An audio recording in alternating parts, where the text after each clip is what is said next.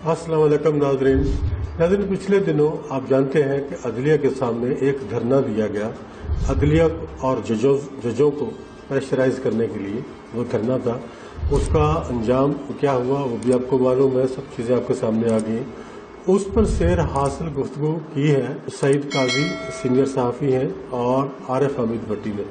वो गुफ्तगू हम आपको सुनवाने जा रहे हैं, वो पहले आप सुन लें, और उसके बाद मजीद उसके ऊपर हम बात करेंगे। अचानक काजी साहब कुछ नहीं हुआ, बड़ा सोची समझी स्कीम के तहत हुआ। आज हमने प्रोग्राम करना था कि जी 2 दिन हो गए हैं 14 मई को गए हुए। खुद चीफ जस्टिस ने दर्जनों मरतबा कहा कि ये हो ही नहीं सकता, अपने हुक्म से एक कदम भी पीछे हटे जो 90 दिन में इलेक्शन ना कराने थे। मौलाना फजलुर रहमान और हुकूमत ने जो ये कुछ किया, इमरान खान को अरेस्ट किया, मकसद था कि हुकूमत की तरफ अदलिया को इतना दबाव में लाया जाए तौहीन अदालत की तरफ ना आए। अब ना कोई ये बात कर रहा है कि 90 दिन हो गए हैं निगरान हुकूमत का इन्हीं क्या स्टेटस है, ना कोई ये कह रहा है कि सुप्रीम कोर्ट का वादिया हुक्म है 14 मई को इलेक्शन होंगे, वो नहीं हो रहा, कोई पूछने वाला नहीं। मौलाना साहब ने तो अपने मकसद हासिल कर लिए। देखें, पीडीएम पे 1100 अरब के केस थे, सारे खत्म हो गए। मौलाना का समधी गवर्नर, बेटा वजीर, आके थोड़ी सी जजों को धमकियां दी, अदलिया को धमकियां दी, कानून की वायलेशन की, लेकिन कानून उन पर मेहरबान है, अदारे इनके लाडले हैं। लेकिन काजी साहब, मैं हुक्मरानों से सबसे ये गुजारिश करता हूँ और आपसे, खुदा के लिए हमें अपनी फौज से, अपने अदारों से एहतराम करने के लिए आपकी जरूरत नहीं है। आपका माजी तो अदारों पे बड़ा गंद फेंकने वाला है। मैंने आपसे 2 मिनट अभी विक्ट्री साइन मुझे बता रहे थे कि कल विक्ट्री साइन बनाए, तो जो इनकी फतवात है मैं 2-4 आपको बता दूं 1 मिनट में, बता दूं। मैं बात बताता हूं। अभी कल की बात है कि जो हमने जो बॉन्ड खरीदे हुए हैं उस पर डिफॉल्ट के खतरे की वजह से उस पर जो यील्ड है या जो सूद है वो बहुत बढ़ गया, क्योंकि आलमी मंडी समझती है कि हम बहुत करीब है खुदा न खास्ता उसके। अच्छा, वो चला गया है, मैं आपको बाद में बताता हूँ। किसके 106 जो हमने बॉन्ड डिफॉल्ट होने के ना, जो ख्वाजा आसफ साहब ने कहा है, मैंने नहीं कहा। हाँ, ये खुशखबरी। अच्छा, सुनते जाइए। हमारी जो बिग इंडस्ट्री है, जिसे आप लार्ज स्केल मैन्युफैक्चरिंग कहते हैं, वो 25% डाउन हो चुकी है और ये 7वां महीना है कि हर महीने डाउन जा रही है। इसके लिए विक्ट्री साइन पेश करते हैं। ये जो आखिरी क्वार्टर मार्च और जून में आया है, इसमें बंद कर दी जाएगी सब्सिडीज जो इंडस्ट्री को दी जाती है। चुनाचे बहुत ज्यादा हमारे इंडस्ट्रियलिस्ट खौफजदा हैं कि इसमें क्या होगा। टेक्सटाइल जो हमारी सबसे बड़ी भट्टी साहब थी ना, जो एक्सपोर्ट, उसमें ज्यादा नहीं 30.74% कमी आ गई है। और एक और भी बात बताऊं, जून और अप्रैल के दरमियान ये जो हमारे बैरून मुल्क मेहनत कश हमें पैसे भेजते हैं, उसमें ज्यादा नहीं, इन 10 महीनों में $3.4 बिलियन की कमी आई है। तो विक्ट्री साइन तो बनता है फिर भट्टी साहब, आप बनाए ना विक्ट्री साइन। काजी साहब देखें, उनका हक है, उन्हें ये तो आप 22 करोड़ अवाम की बुनियादी हुकूक छीनने की बात कर रहे हैं। ये बड़ी खबर है। ये खबर जब वजीर आज़म ने फरमाया, एक भी उन्होंने गरीब आदमी की बात की, एक भी कहा कि मेरे मुल्क में मेडिसिन नहीं मिल रही, 300 गुना कीमतें बढ़ गई हैं, बिजली बहुत ज्यादा महंगी हो गई है, सिर्फ और सिर्फ हदफ था इमरान खान को किसी तरीके से सियासत से हटा दो। काजी साहब मुझे बताएं ना, आप तो आईनी नुक्ता भी रखते हैं। इलेक्शन कमीशन के दफ्तर के बाहर एक एहतजाज हुआ, इमरान खान उस एहतजाज में नहीं थे, दहशत गर्दी का इमरान खान पर पर्चा हो गया। अब मरियम साहबा से पीपल्स पार्टी और मौलाना साहब ने कल सुप्रीम कोर्ट के बाहर चीफ जस्टिस और जज साहबान के खिलाफ एहतजाज किया, कोई मुकदमा हुआ? अच्छा, मैं कुछ आपको शॉर्ट सुनवा देता हूं। ये इस तरह ना करें काजी साहब, पहले मुझे बताया ना, इलेक्शन कमीशन के बाहर एहतजाज पे जो बंदा नहीं है उस पर मुकदमा होता है, लेकिन चीफ जस्टिस से ज्यादा एहतराम मोतबर है दूसरे ये अदारे। इस रियासती इंफ्रास्ट्रक्चर से ये बुलंद कर रहे हैं। ये देखें, इन पे कोई मुकदमे नहीं हो सकते। ये तो कॉन्विक्शन में जो है दुनिया में सैरिंग करते हैं भट्टी साहब, पता नहीं हम क्यों ले आते हैं यहाँ पे लीगल माहरीनों को। और मोनार्की है, मोनार्की बनाओ और जान छो। अच्छा, आप सुने जरा क्या कहा गया। कभी किसी ने तौहीन अदालत नहीं की होगी जितनी बड़ी तौहीन अदालत इस अदालत के अंदर से उमर अता बंदियाल साहब ने की। काश ये पार्लियामेंट इदारे के अंदर से, अदालत के अंदर से तौहीन का कानून कभी बनाए, तो मैं आपको गवाह बनाकर कहती हूँ, अगर इदारे के अंदर से किसी पर तौहीन लगी तो सबसे पहले उमर अता बंदियाल साहब सलाखों के पीछे होंगे। अब आप मुझे बताएं ना, यहाँ कौन सा कानून, केड़ा कानून भट्टी साहब? लंबे कानून दे, फिल्म भी बनी थी जिस वतन अजीज में, जिस शहर में। अब चीफ जस्टिस को कहा है कि आप सलाखों के पीछे होंगे। काजी साहब गुजारिश है, क्योंकि आपने जो है वो हमारे ये डंडे जो हैं इनका आप एहतराम ही नहीं कर रहे। काजी साहब, जिस वतन अजीज में एक काउंसलर भी मुंतखब ना हुई और मोहतरमा का एक क्रेडिट हो कि वो साबिक वजीर आजम की साहबजादी, ادھر پاکستان کا اہم ترین کیس لگا ہو اور دفعہ 144 ہو، وہاں ڈنڈے لے کے ڈنڈا برادر سرکاری پروٹوکول ریلی جلوس جا کے نکالے اور یہ کہے کہ عمر عطا بندیال چیف جسٹس کے عہدے کو سزا ہوگی اس ملک میں. مجھے بتائے، پہلے کہتے تھے نا پاکستان زندہ باد، اب کہنے لگ پڑے ہیں کچھ لوگ پاکستان سے زندہ بھاگ. یہ مطلب ہے اس ملک میں اگر ان کے خلاف کل کوئی کاروائی نہیں نہ ہوئی تو قاضی صاحب پھر آئین کی کتابیں میں آپ کو لکھ دیتا ہوں، کوئی کاروائی نہیں ہوگی. ویسے مزید سن لیں آپ.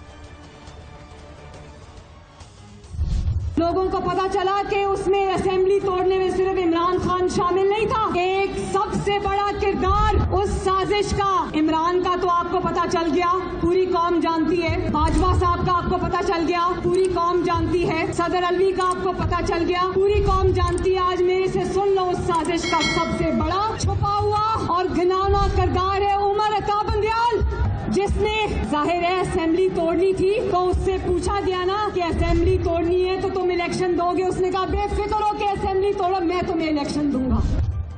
اب نہ اس میں فوج کا ادارہ بچا، کیونکہ وہ ہمارے صاحب کا قاضی صاحب بڑا افسوس ہے کہ آپ جیسے صاحب علم، ابھی تھوڑی دیر پہلے شہباز شریف صاحب کہہ رہے تھے ہمیں شہیدہ سے پیار ہے، شہیدہ تو ہماری شان ہے غازیوں سے. انہوں نے کہا نہ، اس میں اس سازش میں باجوہ آرمی چیف تھے اور عمر عطا بندیال. اگر عدلیہ بھی آپ کے شر سے نہیں بچی اور اسٹیبلشڈ فوج بھی آپ سے نہیں بچی، مجھے بتائے اور حملہ کیا کیسے کہتے ہیں؟ قاضی صاحب خدا کا خوف کرو، مرنا نہیں ہے آپ نے، مرنا نہیں ہے. اب مجھے بتائے اس محترمہ کو ابھی شہباز شریف صاحب وزیر اعظم صاحب آدھا گھنٹہ فوج کی تعریفیں کرتے ہیں. قمر جاوید باجوہ آرمی چیف کس کا تھا؟ فوج کے تھے. عمر عطا بندیال چیف جسٹس کس کے؟ عدلیہ کے. دونوں کو دوسرے رگڑ دیا ہے. اور آپ مجھے بتائیں کون سا ادارہ ان کے شر سے بچا ہے؟ میں تو یہ سمجھتا ہوں کہ جو ابھی بچے ہوئے ہیں انہیں بھی کچھ سوچنا چاہیے. اور بچا کون ہے؟ مجھے اس کا نام دے. زرداری کی زبان خود کاٹی ہوئی ہے، زرداری مطلب کے لیے ادھر ہے. مولانا فضل الرحمان نے کہا تھا عورت کی حکمرانی پاکستان میں اسلام میں جائز ہی نہیں ہے. قاضی صاحب یہ اپنی بوٹی کے لیے پورا بکرا. صحیح کہا ہے، پاکستان زندہ باد تو کہو لیکن پاکستان سے زندہ بھاگ بھی کہو. اللہ تعالیٰ سب کو محفوظ رکھے. جہاں جس ملک میں سپریم کورٹ کے باہر کھڑے ہو کر فوج اور عدلیات دونوں کی ٹاپ لیڈرشپ کو فل ٹارگٹ کر کے مارا جائے اور کاروائی کوئی نہ ہو، اس پر تالیاں بجائی جائیں، تو اس شہر سنگ دل کو جلا دینا چاہیے. پھر اس کی راہ کو دیز آر گلیئرنگ کنٹراڈکشنز ہیں. اور دوسری بات یہ ہے کہ جو بھی سیریس مائنڈ یا جو لوگ سیریس سیکشن آف جب وزیر اعظم صاحب نے ابھی گفتگو کی، کیا انہوں نے مریم صاحبہ اور مولانا فضل الرحمان کی گفتگو نہیں سنی ہوگی؟ ڈو یو تھنک وہ وزیر اعظم ان کے پاس بٹی صاحب ابھی میں مولانا کی بھی بات سن لیں ذرا. نہ تمہیں پارلیمنٹ کی تذلیل کی اجازت دی جا سکتی ہے، نہ تمہیں عوام کی تذلیل کی اجازت دی جا سکتی ہے. ہتھوڑا گردی نامنظور. آپ نے اگر سیاست کرنی ہے اس بلڈنگ سے باہر آؤ اور اس میدان میں تم بھی کھڑے ہو جاؤ، ہم بھی کھڑے ہوتے ہیں. پتہ چل جائے گا جہاں حق بات کہنے کی جگہ آئے گی جرنیل ہوگا اس کے ساتھ. بٹی صاحب اتنے نارے مار رہے ہیں، انہیں ڈر ہے کہ ان کی ضمانتیں ضبط کرا دے گا اس دفعہ عمران خان. الیکشن میں تو یہ جاتے نہیں. اور ایک اور بات، یہ کس کس ادارے کے گروہ کی بات کرتے تھے؟ قاضی صاحب جب ان کی احتساب کی بات ہوئی تو ان کا جو ہم گروہ کر کے یہ ڈنڈے لے کے آ جائیں گے، عرض کرنے کا ڈاکریسی چلے گی. انہوں نے کہا ہتھوڑا گردی یعنی کہ دہشت گردی سے منسوب کر دیا عدلیہ کو. اگر اس کے باوجود بھی چارے ہائی کورٹ نہیں لیتی، کوئی کاروائی کرتی، سپریم کورٹ بھی نہیں کرتی، تو ہم ان کے لیے دل کیوں جلائیں؟ میں ایک آپ کو بات بتاؤں، ہم ان اداروں کے احترام میں صبح سر ان کے کلمے پڑے. اور یہ اس طرح ایسا شخص جو ایک رکن اسمبلی منتخب نہیں ہو سکا، جس کی عوام نے اس کو شکست دے دی، اور وہ ہتھوڑا گردی. خدا نہ خاصا اسٹیبلشمنٹ کے لیے یہی مولانا صاحب کہتے رہے یا نہیں کہتے رہے؟ میں بتاؤں جب انہوں نے کہا تھا نیب اگر آیا تو میں کورٹ کمانڈر ہاؤس کے بارے احتجاج کروں گا. میں بتاؤں کہ انہوں نے کیا کہا تھا کہ جب میں ادھر لانگ مارچ لے کے آیا تو فوجیوں نے میرے ساتھ ڈیل کی. اگر آپ نے میرے حق حلال کی پلیٹ میرے آگے سے چھین لی نا آپ نے بھی، تو میں آپ کے خلاف بھی ہو جاؤں گا. بس ہمیں بیٹھے رہنے دیں، بچے ہمارے وزیر ہوں، ہم الیکشن ہو نہ ہو. تو میں یہ سمجھتا ہوں کہ سیریسلی ان لوگوں کو سوچنا چاہیے. ہم تو اپنی زندگی گزار چکے، بٹی صاحب آگے جا رہے ہیں، ہمارے بچے اس ریاست میں اس طرح رہیں گے اور یہاں پہ یہ ہوگی. یہ پاکستان نئی جنریشن کے لیے سوچنے کا ہے. ہم نے یہ جو کلپس دکھائے ہیں نا، یہ صرف 10% بھی نہیں دکھائے، انہیں میکسیمم فلٹر کیا گیا، میکسیمم. کیونکہ ہم احترام کا دائرہ کسی کا بھی اس کی حد کراس نہ کریں. میکسیمم جو لفظ ہے نا وہ نہیں کہے جا سکتے. قاضی صاحب مجھے یہ بتا دیں یہ کیوں لاڑ لیں اسٹیبلشمنٹ کو جو چاہے 2018 میں جو کہا گجرانوالہ نہیں ہسٹری ہے. میں آپ کو ایک بات بتا دوں. No the question have gone beyond that. اب آپ نے کیا سیکرٹ ہے ایکٹ ان کے لیے بھی لگے گا جو انہوں نے کہا کیا فوج میری نہیں ہے عدلیہ میری نہیں ہے کیا عوام کے حقوق نہیں ہے حقوق پارلیمنٹ ہے ہمیں سرکار نے جتنی پارلیمنٹ عوام کے حقوق کو بے توقیر کرتی ہے. میں یہ آپ کو بتا دوں یہ میسج تھا آل اینڈ سنڈری.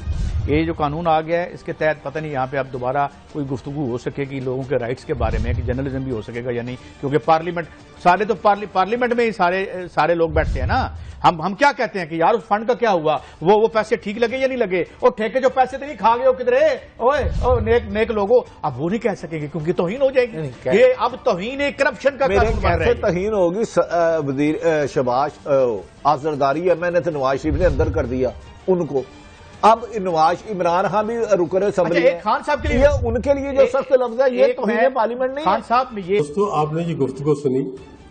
اب توہین پارلیمنٹ بھی ایک قانون بن چکا ہے اور عنقریب شاید توہین کرپشن کا بھی ایک قانون بن جائے گا بقول ہمارے ان دوستوں کے جن کی گفتگو آپ نے سنی.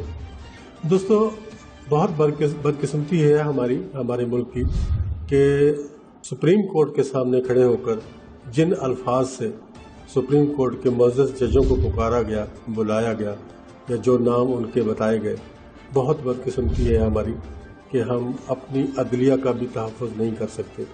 اللہ تعالی ہمارے حال پہ رحم کرے. بہت پریشانی والا معاملہ ہے.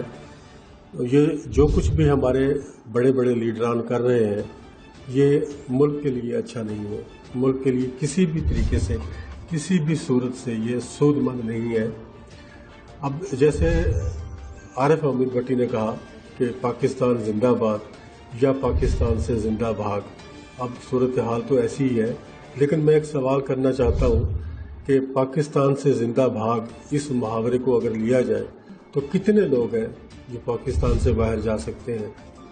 کچھ بڑے لوگ جو ہماری ایلیٹ ہے ان میں تو ایسے لوگ ہیں جو فیملی سمیت دوسرے ملکوں میں شفٹ ہو سکتے ہیں اور جو تازی وال ہیں تازی مزدوری کر کے اپنے بچوں کا پیٹ پالنے والے ہیں وہ تو ایک شہر سے دوسرے شہر جانا بھی ان کے لیے بہت مشکل ہے کیونکہ جو ریٹ پیٹرول اور ڈیزل کا ہو چکا ہے اور جو کرائے کی مد میں جو اضافے ہو چکے ہیں وہ بڑے ہوش روا ہیں. تو وہ ایک شہر سے دوسرے شہر میں نقل مکانی نہیں کر سکتے. اب جن کی جیب میں پیسہ ہے ان کے لیے تو کوئی مہنگائی نہیں. جن کی جیب خالی ہے یا جن کی مزدوری ان کو مزدوری بھی نہیں ملتی ان کے لیے تو 10 روپے خرچ کرنا بھی بہت مشکل ہے. تو اس طرح سے میری التماس ہے بڑے بڑے جو سرما ہیں پاکستان کے کہ خدا را پاکستان پہ رحم کریں پاکستان کی عوام پہ رحم کریں. دوستو اگر ویڈیو پسند آئی ہے تو کمنٹ باکس میں اپنی رائے کا اظہار ضرور کریں.